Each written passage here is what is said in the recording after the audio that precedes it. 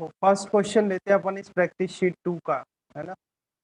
So this is a first question that I am reading the complete question.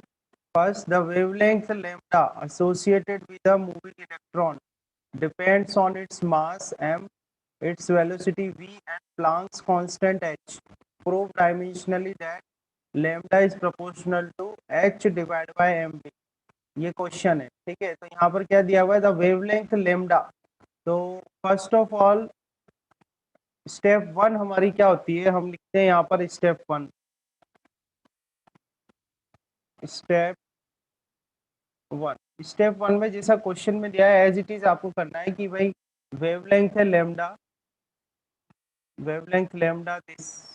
This lambda is proportional to, depend कर रहा है ना, वो क्या बोल रहा है, लेमडा डिपेंड्स अपॉन। तो डिपेंड्स अपॉन के लिए अपन प्रोपोर्शनल लगा देंगे, proportional to mass, velocity and Planck constant, इस पे डिपेंड करता है। क्वेश्चन दिया हुआ है आपका that the wavelength associated with a moving electron depends on its mass, velocity and Planck constant. तो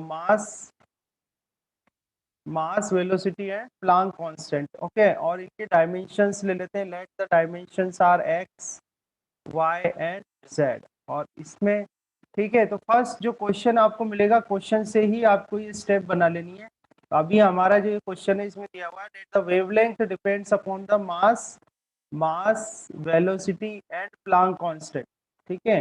तो हमने क्या लिख दिया यहाँ पे, that the lambda is proportional to mass raise to power X, velocity raise to power Y and H raise to power Z. यानी mass की डायमेंशन एक्स है, वेलोसिटी की डायमेंशन वाई और प्लांक कांस्टेंट की डायमेंशन कितनी है, Z है, ठीक है। तो हमने यहाँ लिख दिया लेट। तो पहली स्टेप तो आपकी आ जाएगी। आप देखो प्रोपोर्शनल जब बताते हैं तो कोई कांस्टेंट आता है, तो ये कांस्टेंट मान लो के, हमने कोई कांस्टेंट मान लिया। तो ये आ गया m की पावर x, v की पावर y एंड h की पावर z। ये हमारे पास एक इक्वेशन आ जाएगी, फर्स्ट इक्वेशन। समझ में आया।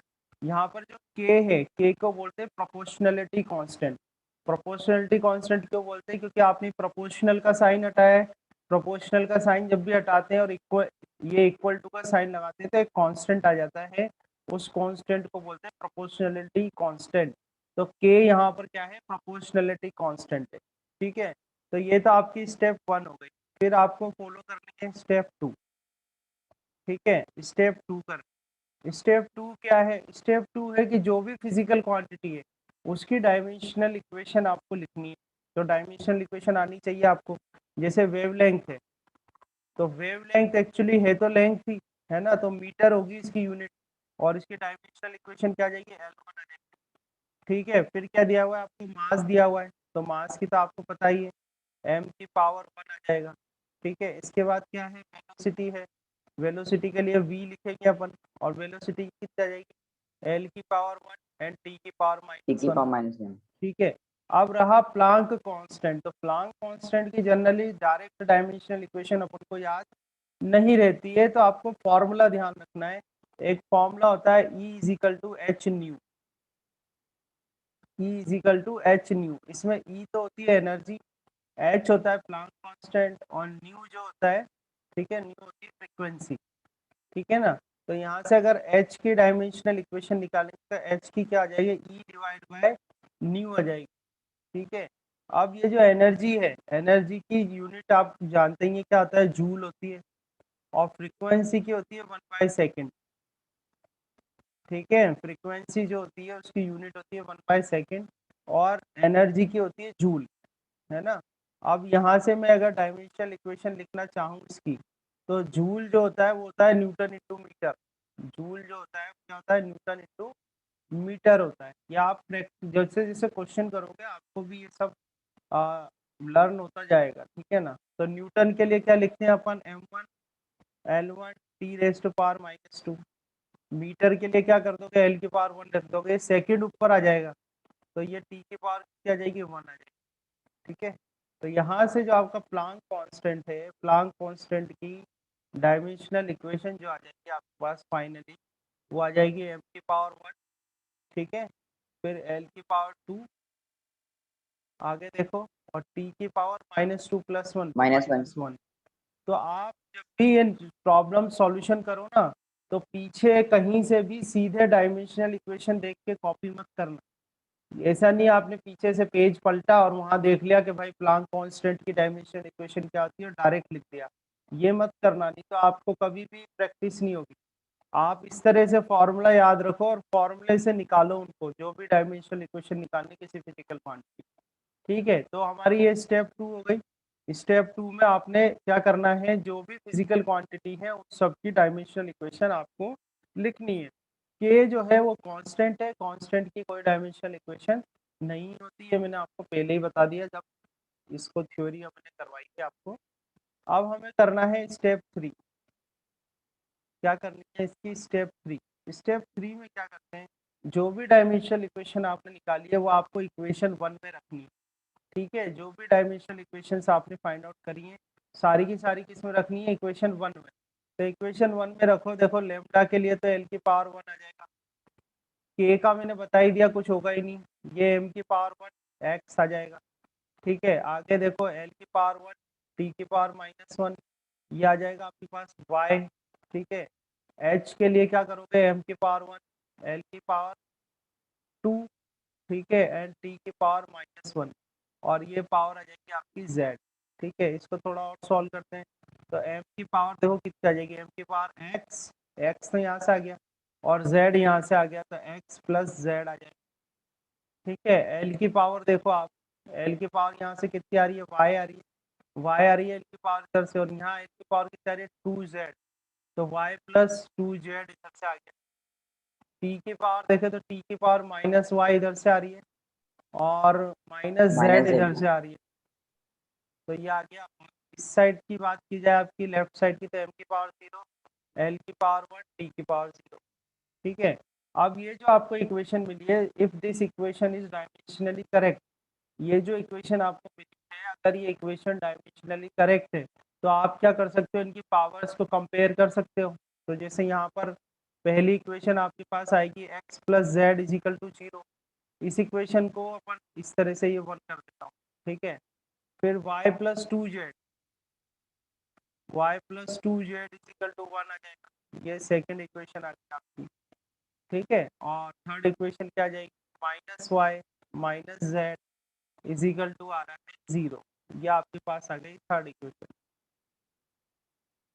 ठीक है, अब आपको क्या करना है कि ये जो तीन इक्वेशंस आपको दी हुई है, इन तीनों इक्वेशन से आपको x, y और z की वैल्यू निकालनी है। ठीक है, x, y और z की वैल्यू निकालनी है। जैसे अगर मैं थर्ड इक्वेशन की बात करूं, तो थर्ड इक्वेशन से -y = z आ जाएगा, -y = z आ जाएगा, या ये मैं कह सकता हूँ कि y क्या आ जाएगा, -z आ जाएगा। ठीक है, और ये वैल्यू मैं रख देता हूँ सेकंड इक्वेशन से। सेकंड इक्वेशन में अगर मैं y की वैल्यू क्या रख दूं, -z रख दूं सेकंड इक्वेशन में, तो देखो -z और +2z = 1 z आ जाएगा। = 0। ठीक है, z और = 1। ये z यहाँ से कितना आ जाएगा, 1 आ जाएगा। तो z अगर 1 आ गया तो ये वाली इक्वेशन में y कितना आ जाएगा, -1 आ जाएगा। आ जाएगा नहीं आ जाएगा, z तो 1 आ गया मेरा, है ना, तो y -1 आ गया। अब इक्वेशन 1 देख लो आपकी, इक्वेशन 1, तो फ्रॉम इक्वेशन 1, इस इक्वेशन 1 में x + z है ना, x + z है, तो मैं लिख दूँ x + z मतलब 1 = 0 है, तो x कितना आ जाएगा मेरे पास, -1। It will be equal to -1। तो ऐसे आपके पास जो भी इक्वेशन बने आपको आना चाहिए इक्वेशन सॉल्व करना। तो आपके पास वैल्यू जो आ गई है वो क्या आ गई, x = -1, y = -1 एंड z = 1। अब हमारी क्या होगी, लास्ट स्टेप होगी, जो कि है स्टेप 4।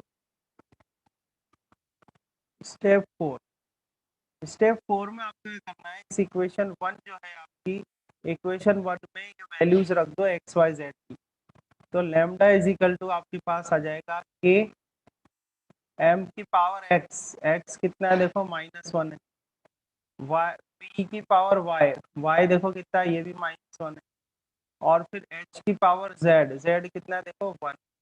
तो यहाँ से लैम्डा आ जाएगा k और ये आ जाएगा h डिवाइड बाय mv। अब k जो है वो प्रोपोर्शनलिटी कांस्टेंट है, अगर आप उसको हटाओगे तो प्रोपोर्शनल का साइन आ जाएगा, तो लेमडा प्रोपोर्शनल टू क्या आ जाएगा h डिवाइड बाय m। तो ये आपका जो फाइनल रिलेशनशिप आ जाएगी। और क्या रिलेशनशिप होगी, lambda proportional to h divide by m। तो ये आप आंसर चेक भी कर सकते हो। देखो आप आपकी जो प्रॉब्लम शीट है उसको एक बार देख लेते हैं अपन। यहाँ देखो यही आ रहा है, lambda prove dimensionally that lambda proportional to h divide by m। तो देखो ये प्रूव हो गया अपना, lambda proportional to h divide by m। इस तरह से आप प्रूव कर सकते हो। तो आप ध्यान से अब इसमें स्टेप्स देख लो, स्टेप्स क्या करिए मैंने। एक बार क्वेश्चन और रीड कर देता हूँ आपके लिए, ध्यान से देख लो क्वेश्चन को। इसमें दे रखा है obtain an expression for the centripetal force F acting on a particle of mass m moving with velocity v in a circle of radius r, take dimensionless constant k is equal to 1। तो ये कह रहे हैं कि भाई centripetal force है F, है ना, तो डायमेंशनली करना है आपको। तो हम वही करते हैं, अपनी स्टेप 1 करते हैं, ठीक है। और आप लोग भी कर सकते, आप लोग भी सॉल्व कर सकते हो, ठीक है। देखो सेंट्रीपिटल फोर्स है एफ, और वो किस पे डिपेंड कर रहा है, मास पे डिपेंड कर रहा है, वेलोसिटी पे डिपेंड कर रहा है, और रेडियस पे डिपेंड कर रहा है, ठीक है। मान लो कि भाई मास जो है उसकी डायमेंशन क्या है, ए है, वेलोसिटी की डायमेंशन बी है, और रेडियस की डायमेंशन क्या है, सी है। तो प्रोपोर्शनल हटाओगे तो प्रोपोर्शनलिटी कांस्टेंट आ जाएगा। तो प्रोपोर्शनलिटी कांस्टेंट मैंने के मान लिया, ठीक है। तो मास की पावर ए आ जाएगी, वेलोसिटी की पावर बी आ जाएगी, और रेडियस की पावर सी आ जाएगी, और ये एक इक्वेशन आ जाएगी। तो ये हमारी फर्स्ट स्टेप हो गई, ठीक है। फर्स्ट स्टेप के बाद जो सेकंड स्टेप भी मैंने आपको बताया, और इसमें तो काफी इजी इजी हैं सारे, एक भी फिजिकल क्वांटिटी ऐसी नहीं है जिसकी डायमेंशन इक्वेशन निकालने में आपको दिक्कत आएगी। फोर्स की क्या होगी डायमेंशन इक्वेशन, बताओ। फोर्स की आती है आपको m1 m1 l1 t minus minus to 2। आता है बेटा, है ना। मास की भी आपको आती है, मास की क्या होगी, m की पावर 1 हो जाएगी मास की। वेलोसिटी आपको आती है, वेलोसिटी क्या l1 होती t की पावर -1। है सेकेंड, तो L1 टी की पावर -1 हो जाएगी। और रेडियस क्या है, रेडियस एक लेंथ ही है, तो लेंथ के लिए क्या हो जाएगी, l L की की पावर पावर 1 हो जाएगी। ये अपनी स्टेप 2 हो जाएगी। फिर क्या करना है आपको, स्टेप 3 करना है। स्टेप 3 में क्या करोगे, स्टेप 3 में ये जो डायमेंशनल इक्वेशंस निकाली है सारी किसमें पुट कर देनी है आपको, इक्वेशन नंबर 1 में पुट करना है। इक्वेशन नंबर 1 पुट करो तो फोर्स के लिए m1 L1 t-2 आ जाएगा, ठीक है। आगे के तो डायमेंशन लेस हो जाएगा, ठीक है।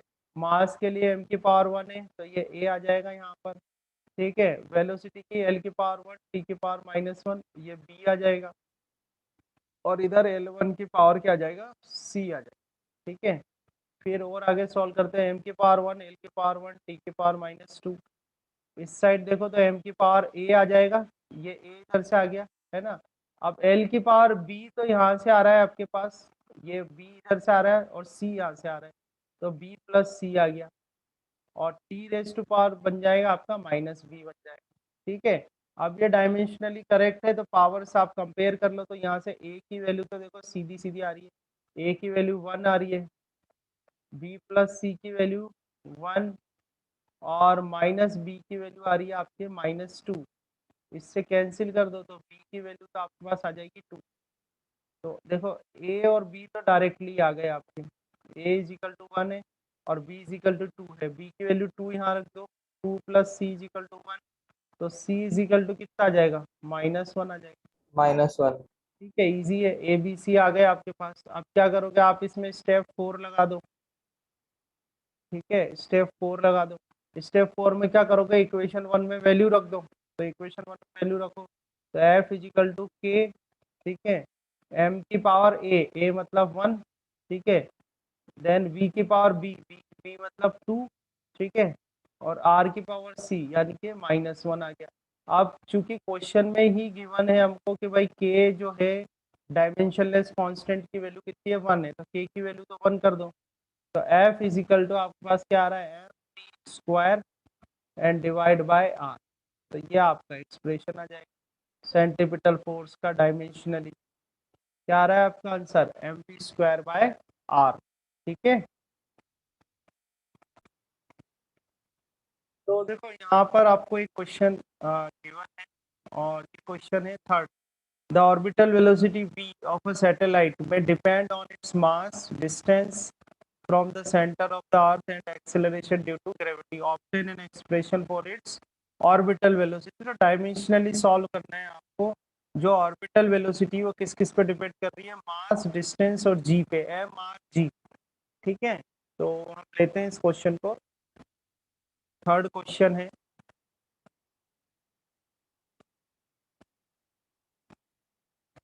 तो जैसे अपनी स्टेप है कि जो ऑर्बिटल वेलोसिटी है वो किस पर डिपेंड कर रही है, मास, डिस्टेंस एंड जी पर। तो हम मान लेते हैं कि भाई इनकी जो डायमेंशन है वो क्या है, एक्स, वाई और जेड है। प्रोपोर्शनल का साइन हटाओगे तो कांस्टेंट आ जाएगा, तो कांस्टेंट को के लिख लेता हूँ। तो एम की पावर एक्स, आर की पावर वाई एंड जी की पावर क्या आ जाएगा, जेड आ जाएगा। ये एक इक्वेशन आ जाएगी। सेकेंड स्टेप क्या होती है अपनी, इनकी डायमेंशनल इक्वेशन लिखना। तो देखो वेलोसिटी की होती है एल की पावर वन, टी की पावर माइनस वन। ठीक है, के जो है वो डायमेंशन लेस कॉन्स्टेंट है तो उसको कुछ नहीं करोगे आप। मास की हो जाएगी एम की पावर वन, ये एक्स आ जाएगा। ये डिस्टेंस की एल की पावर वन, वाई आ जाएगा। और जी जो है वो है ग्रेविटेशनल एक्सेलरेशन। तो ग्रेविटेशनल एक्सेलरेशन है तो एक्सेलरेशन ही, तो मीटर अपॉन सेकंड स्क्वायर यानी L one T raise to power minus two, और ये आ जाएगा z। मोहित ने कर लिया है, वेरी गुड मोहित। अच्छे, अपने खुद से प्रैक्टिस करो तो उसका अलग ही कॉन्फिडेंस आएगा आप लोगों को, है ना। सर मेरा भी 80% सॉल्व हो गया। ओके ओके, करो बेटा। जो भी लोग सेल्फ कर रहे हैं बहुत अच्छी बात है ना। हाँ, very good very good very good, है ना। और या मैच कर लेना इससे, वेरी गुड। संस्कृति वेरी गुड बेटा, है ना। खुद से करोगे ना तो अलग ही कॉन्फिडेंस आएगा आपको। क्या आप चलो 10th से 12th और 10th से 11th में आए हो और आपसे क्वेश्चन भी बन रहे हैं, अच्छे क्वेश्चन बन रहे हैं, तो अच्छा लगेगा आप लोग को। तो देखो एम की पावर एक्स आ जाएगा, एल की पावर कितना आ जाएगा, वाई प्लस जेड आ जाएगा। ठीक है, एंड टी की पावर देखें यहाँ पर तो टी की पावर आ जाएगी माइनस टू जेड, है ना। और इस जगह आपके पास क्या है, एम की पावर जीरो, एल की पावर वन, टी की पावर माइनस वन। कंपेयर कर लो तो x इजिकल टू तो जीरो आ जाएगा। ठीक है, और y plus z equal to one आ जाएगा आपके पास, और minus two z equal to आ जाएगा माइनस वन। इससे इसको कैंसिल करेंगे तो z इजिकल टू आ जाएगा वन बाई टू। तो एक तो आपके पास z equal to one by two आ गया आपके पास, x इजिकल टू जीरो आ गया। बचा y, तो y के लिए क्या करो, y प्लस जेड कितना आपका वन बाई टू है, और इधर वन आ जाएगा, तो y इजिकल टू भी आपका प्लस का वन बाई टू आ जाएगा। तो इस तरह से आपको ये आ गया आपके पास। ठीक है, जब एक बार आप स्टेप्स से सॉल्व करना आपको आ जाए तो आप डायरेक्टली भी सॉल्व कर सकते हो इस तरीके से। ठीक है, तो फाइनली आप फर्स्ट इक्वेशन में वैल्यू रख दोगे तो v इजिकल टू के M raise to power zero R raise to power y, y मतलब वन बाई टू आ जाएगा आपका, और G raise to power z, that means one by two आ जाएगा। तो आप इसको कर सकते हो के और आर और जी, इसकी पावर आ जाएगी वन बाई टू। इसको आप क्या कर सकते हो, के then square root of are.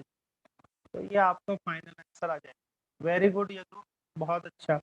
इस तरह से बेटा आपको क्वेश्चन करना है। तो देखो